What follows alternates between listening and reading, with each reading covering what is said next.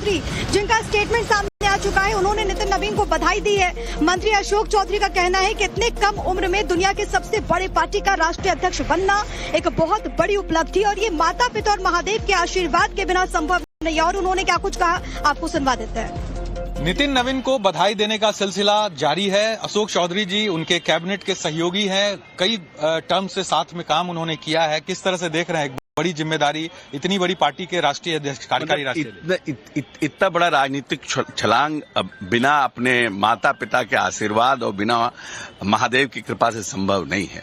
और इतनी कम उम्र में, 45 साल की उम्र में दुनिया के सबसे बड़े राजनीतिक दल का राष्ट्रीय अध्यक्ष होना एक बहुत बड़ी उपलब्धि है। हम शुभकामना देते हैं नितिन जी को कि वो अपना कार्यकाल एक जिसको सुनहरे रूप से मनाए और उनके कार्यकाल में संगठन और धारदार बने, नौ युवाओं को, नए लोगों को, महिलाओं को जोड़ें और पार्टी को और ताकतवर बनाने का काम। मंत्रिपरिषद में आप साथ रहे हैं, काम का स्टाइल भी उनका आपने देखा होगा, सौम्य स्वभाव के भी हैं। इनसे अच्छे मधुभाषी और इतने अच्छे शालीन और ग्राउंडेड जमीनी स्तर के व्यक्ति बहुत कम राजनेता होते हैं। बिल्कुल, तो अशोक चौधरी जी हैं, घर पर पहुंचे हैं नितिन नवीन को बधाई देने के लिए और ये सिलसिला लगातार जारी है। और तमाम जो नेता है वो ये कह रहे हैं कि बीजेपी जो इतनी बड़ी पार्टी है, उन्होंने एक युवा को इस तरह से मौका दिया है और कार्यशैली जो है युवाओं की, वो कहीं ना कहीं पार्टी के लिए बहुत ही फायदेमंद होने वाला है। कैमरा पर्सन मुस्तफा के साथ साकिब कुमार, टाइम्स नाउ भारत, पटना।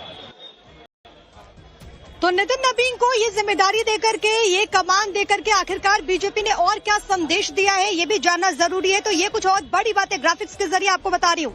नितिन को जिम्मेदारी देकर के दूसरे नेताओं के लिए मैसेज है, दूसरे नेताओं के लिए उम्मीदें भी है और संदेश ये है बीजेपी लीडरशिप की तरफ से कि जो काम करेगा उसको मौका मिलेगा। बीजेपी की टॉप सीट मिल सकती है काम करने वाले कार्यकर्ताओं को, कर्मठ लोगों को। इसके अलावा शीर्ष पर जाने के लिए किसी गुट का हिस्सा बनना जरूरी नहीं है, क्योंकि जो नितिन नवीन को जानते हैं वो इस बात से जरूर सहमत होंगे कि नितिन नवीन किसी गुट का हिस्सा नहीं है। तो ये भी एक मैसेज देने की कोशिश है। इसके अलावा परिवारवाद और जातिगत समीकरणों का फर्क नहीं पड़ेगा, जिस बात का जिक्र अभी हिमांशु भी कर रहे थे कि वो कायस्थ समाज से आते हैं। तो ऐसे में ये मैसेज भी यहाँ पर देने की कोशिश यहाँ पर की गई है।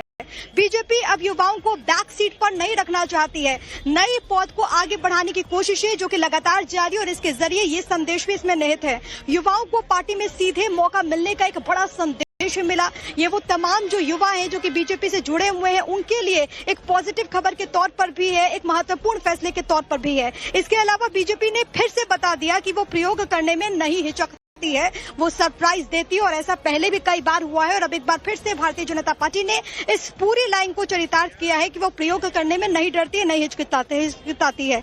युवा नेताओं में अगर क्षमता है तो कोई भी जिम्मेदारी उन्हें मिलेगी, ये भी भारतीय जनता पार्टी की तरफ से क्लियर कट मैसेज दिया गया है। इसी बीच आपको बताते चले, हमारे साथ श्वेता भी हमारे सहयोगी मौजूद है।